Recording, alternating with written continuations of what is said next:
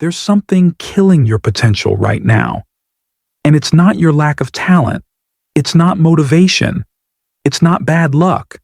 It's the room you're sitting in, the people you talk to every day, the voices you let echo in your mind, your environment. It's not just slowing you down, it's rewiring your standards, silently, subtly, fatally. Stick around till the end, because by the time this video's over, you'll see exactly how your environment has been shaping your future and what you need to do to take it back. Jim Rohn warned you, but you ignored him. You kept hanging out with the same people who laugh at progress. You kept showing up to places where growth is uncomfortable. And now? You feel stuck. You feel uninspired. You wonder what happened to your drive. You didn't lose it. It got suffocated. You were never weak. You were just surrounded by the wrong gravity. If you keep watching, I'm going to show you exactly how your environment is silently destroying your ambition and how to escape before it buries everything you were meant to become. Let's get one thing straight. Your environment isn't passive. It's not just a background. It's the scriptwriter of your future, the mood of your days, the limiter on your mindset. Every conversation you have, every room you sit in, every voice you allow near your spirit is shaping your destiny more than your goals on paper ever will. Jim Rohn said, "You are the average of the 5 people you spend the most time with." But what he really meant was this: you are constantly absorbing, whether you realize it or not, values, beliefs, habits, expectations, downloaded into your mind like code. So ask yourself, who's coding you? Look at your group chat. Scroll through it. Is it full of growth, ideas, vision? Or is it recycled memes, complaints, distractions, and updates from people who've accepted staying stuck as their lifestyle? The truth? Most people are addicted to familiarity. They'd rather sit in a room that feels familiar than step into one that demands they evolve. But that comfort is expensive. You're paying for it with your goals, your health, your standards, your edge. Every time you tolerate mediocrity, it gets easier to betray your potential. It doesn't happen overnight. It's subtle. The way you start lowering your goals around people who roll their eyes when you talk big. The way you hesitate to share your wins so they don't feel left out. The way you laugh along with people mocking the exact habits you know could change your life. It starts small, but it spreads like smoke through a closed room. And by the time you realize what happened, you've adapted to an environment that never respected who you could become. Jim Rohn wasn't trying to scare you. He was trying to warn you. The environment isn't just about the people, it's the energy you consume. The podcasts, the content, the mindset, the expectations. Your environment is either a greenhouse or a graveyard. It's either feeding your growth or slowly burying your ambition. And here's the brutal part. Most people would rather lose themselves than leave the room. Because leaving means change. It means discomfort. It means loneliness, at least at first. But that discomfort, it's cleaner than regret. It's the pain of outgrowing, not decaying.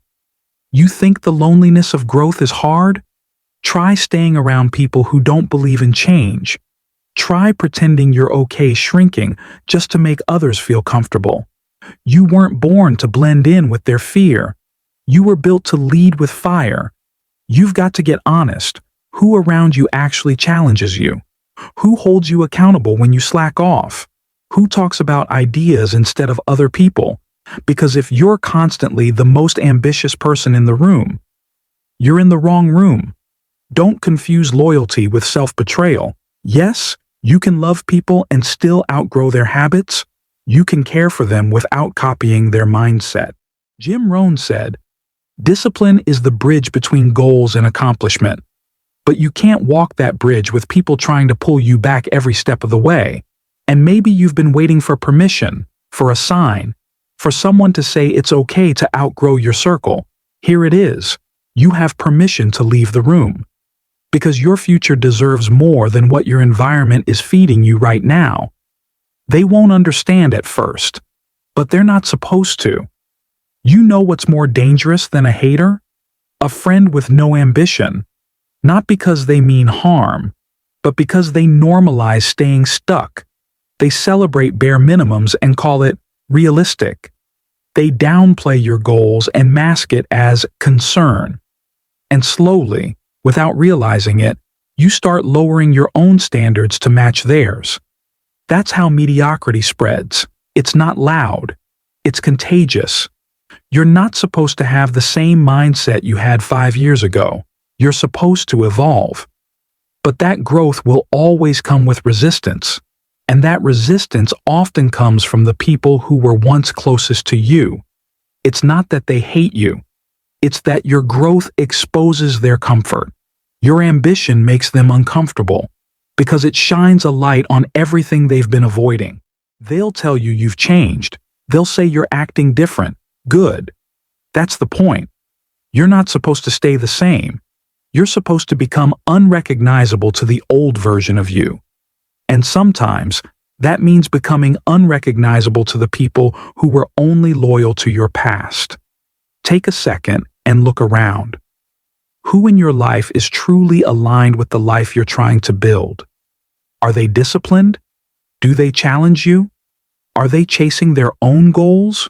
Or are they killing time, hiding behind distractions, wasting days as if they have unlimited chances? You need people around you who are obsessed with progress, people who call you out when you're slipping, people who don't flinch when you talk about building something bigger. Because when you surround yourself with visionaries, your reality shifts, conversations change, energy rises, ideas flow, standards go up, and suddenly, excellence doesn't feel like a burden. It feels normal. That's the kind of environment that breeds greatness. But you won't stumble into that by accident. You have to choose it. You have to fight for it. And more importantly, you have to walk away from anything that doesn't align with it. Sometimes the biggest act of self-respect is distance. Distance from the people who drain you. Distance from the routines that keep you numb. Distance from the environments that celebrate survival instead of growth. Because the truth is, you become what you tolerate. And the longer you tolerate an environment that doesn't challenge you, the harder it becomes to leave. You've got to be willing to make hard choices now, or you'll be forced to live with easy excuses later.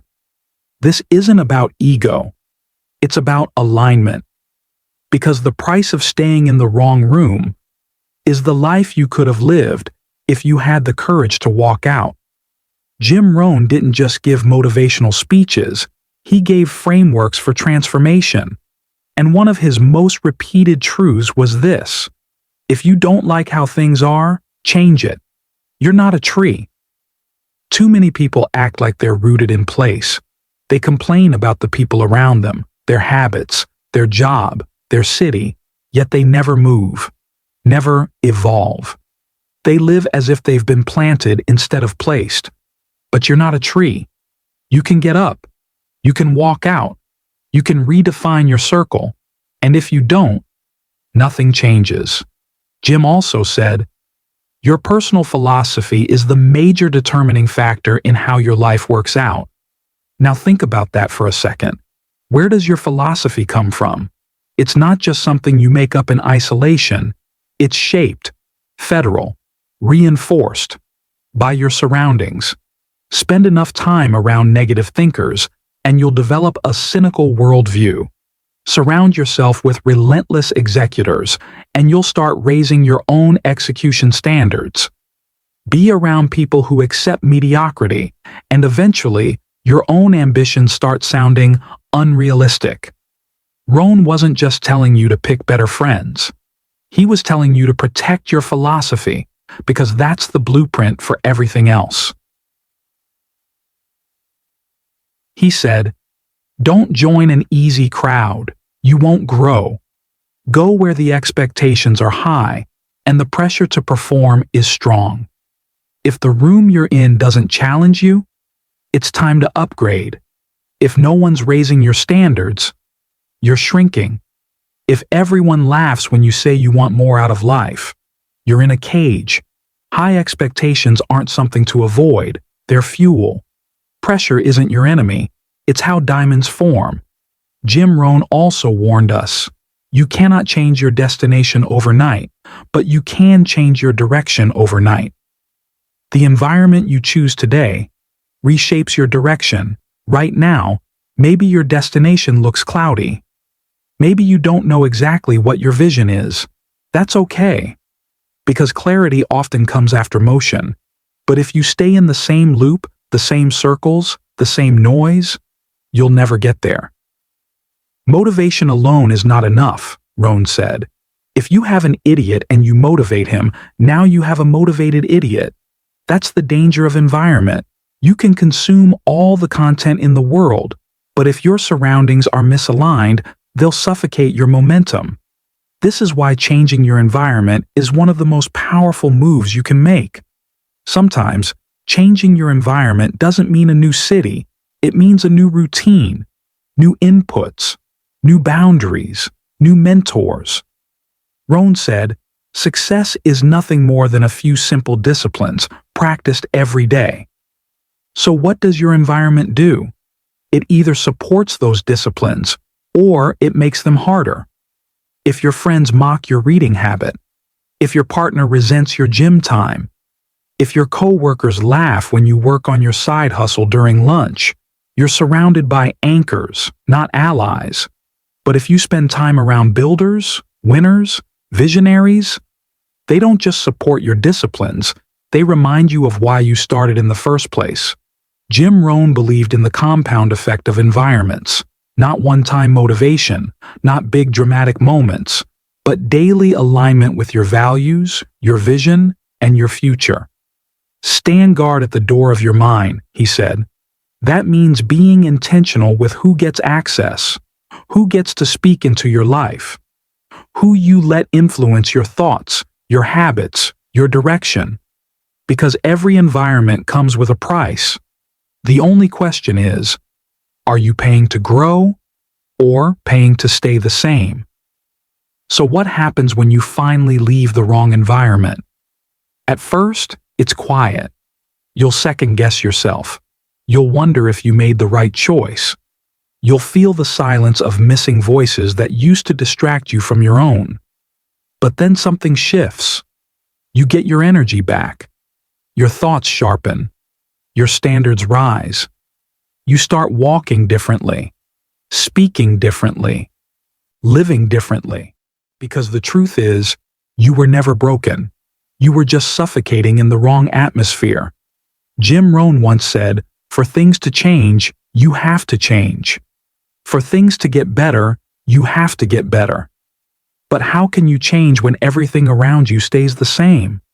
That's why the first real decision in growth is this: change your environment or stay who you've always been. There's no middle ground. And don't just think about people. Think about your habits, your spaces, your media, your daily rituals. Everything around you is either a mirror of your future or a memory of your past. If your room looks like a museum to who you used to be, start rebuilding it for who you want to become. Jim said, "The few who do are the envy of the many who only watch." So stop watching others live out the life you keep talking about. Move, building, elevate. Find the rooms where growth isn't just accepted, it's expected. That's where your future self lives. And don't get it twisted. This isn't a one-time decision. It's daily.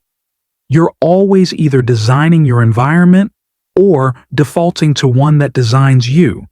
So design it. Choose your inputs. Choose your circle. Choose your standards. And if you can't find a high-level room, build one. Be the one who raises the bar. Remember, you can have more than you've got because you can become more than you are. But not if you're constantly surrounded by people who've already given up. If you made it this far, I want to thank you. Not just for watching, but for investing in your future self. Most people would have clicked off after 2 minutes. You stayed. You listened. You reflected. That tells me something. You're not like most people. You're not watching to feel good. You're watching to level up. You're the kind of person who's ready to walk out of the room that's killing you and step into the one that builds you. So here's the last thing I'll leave you with, straight from Jim Rohn. The same wind blows on us all. The difference is the set of the sail. You can't control every circumstance, but you can control the direction you go. Starting now, set the sail. You've got the warning. You've got the playbook. Now do something about it.